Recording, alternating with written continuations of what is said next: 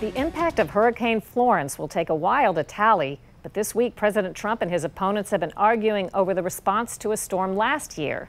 It took months for Puerto Rico to finally acknowledge the number of deaths from Hurricane Maria was shockingly more than the 64 they'd long claimed. The new death toll, 2,975, still fewer than a different estimate by Harvard Medical School researchers. Why the uncertainty? Well, it turns out the task of evaluating how many were killed got mired in politics and doubt. Professor Alberto Martinez of the University of Texas explains why it's been so difficult to get at the facts. The government froze the number at 64 in early December. The researchers at Harvard have a higher bound estimate of 9,800 people at maximum that they envision might have died because of this. My estimate is it's actually based on deaths that actually have been certified and accounted by the demographic registry of Puerto Rico. So if on the low end the estimate was 64 and the high end estimate is 9,000, what is your estimate of deaths? I would say my ballpark figure is 1,900 people. Martinez says Harvard based its huge number, above 9,000, on a very small survey. His estimates instead take into account historical data. He found more people died in Puerto Rico last year than any time since the early 1940s. He also compared deaths in the month of September when Maria hit to other Septembers over the past decade. When we're talking about hurricane-related deaths, I think the first thing we think of is poor person swept away, in the wind or the water. But we're talking about people who died as a result of things that happened because of the hurricane. What are some examples? For example, many people with chronic illnesses that require oxygen and oxygen could not be delivered. Many of them passed away. Hospitals didn't have electricity for a long time.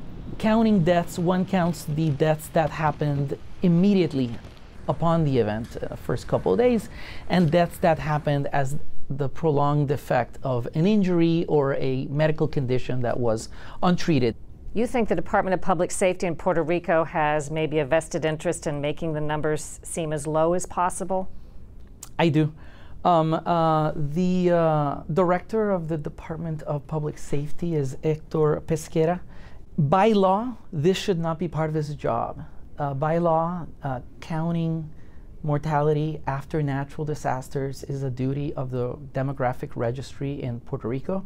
And yet, since the hurricane happened, he has controlled the information, and he and the governor commissioned a group at George Washington University to do a study.